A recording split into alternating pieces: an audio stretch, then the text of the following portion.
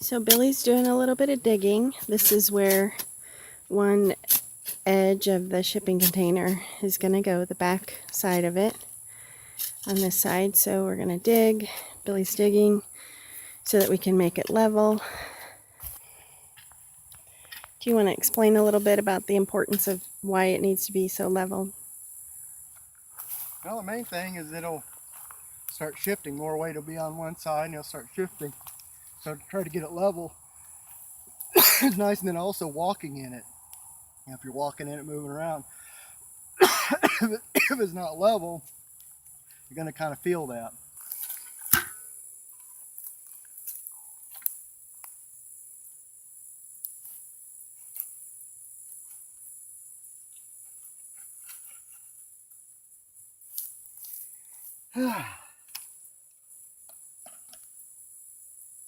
Level.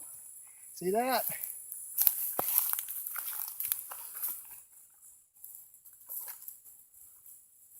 You did it. Yeah. So at least that gives me an idea. And cut down a little bit, put a couple inches of gravel underneath that. Then level one of these ties on top of that, and then go down the other end, kind of do what we did before, the measurement again. Yeah. And do the same thing. So we're going to have one railroad tie on each end of the shipping container, or they're going to be more towards the middle? Nope.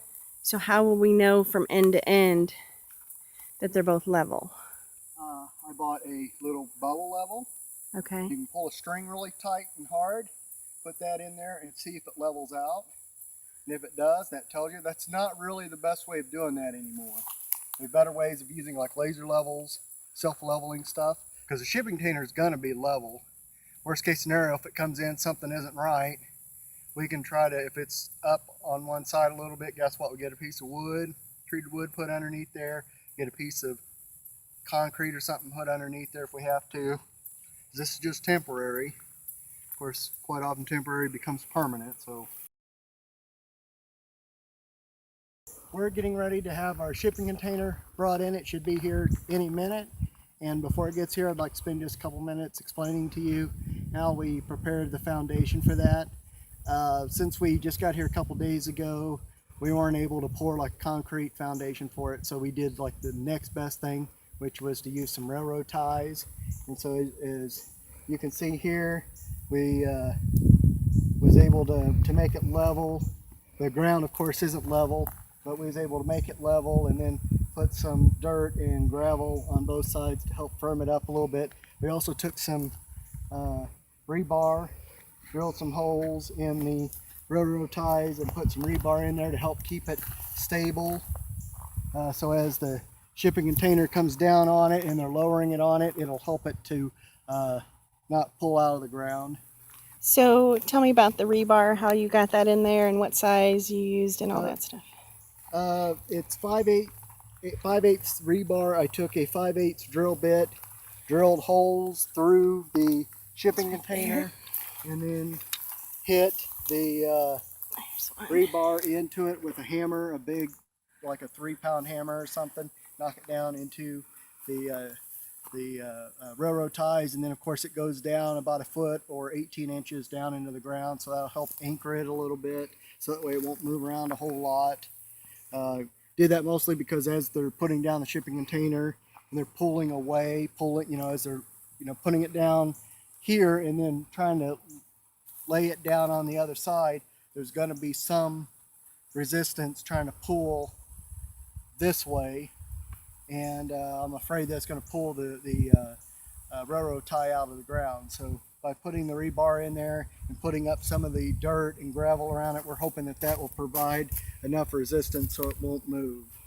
This shipping container is going to be mostly for a workshop and a place to store extra tools and store extra things. And so if it's not exactly level, it's not the end of the world. It's mostly a place to store some basic things. So like I said, with us only being down here a couple days before the shipping container arrives, this was about the best I could do in the short run. Do we want to look at the other side? Yeah.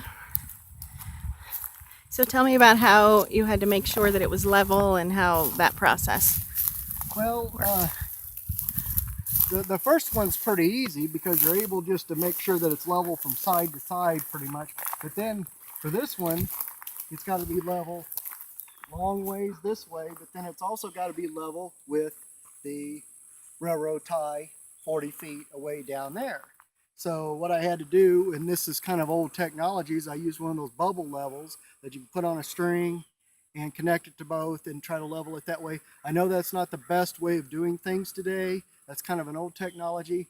But like I said before, this is not a house. This is just a shipping container that we're putting on here for, just a little workshop. And so I figured that for that purpose, this was going to work just fine for that. If we were living down here and I'd come down here, I would have poured the concrete. I would have done that. It would have made a lot more sense. I could have built up the forms, could have poured it and then let it sit for about a week and then have the truck come in and deliver the shipping container. But under the circumstances that we were under, wanting to try to get a start here to where we would have a place to be able to start storing tools and have a place to stay whenever we come down, this is really the best option that we have. So the delivery guy is going to come up through the driveway. He'll make his way around here, and then he'll back up.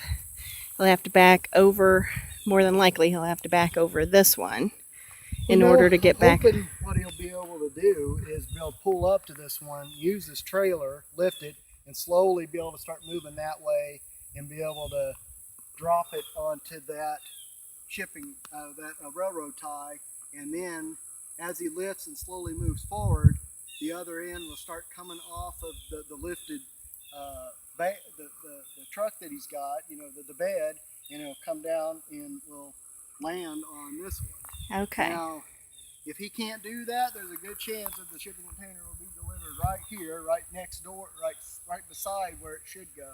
And then we'll have to get a forklift or find some way of getting in here to lower it onto the railroad ties. Yeah.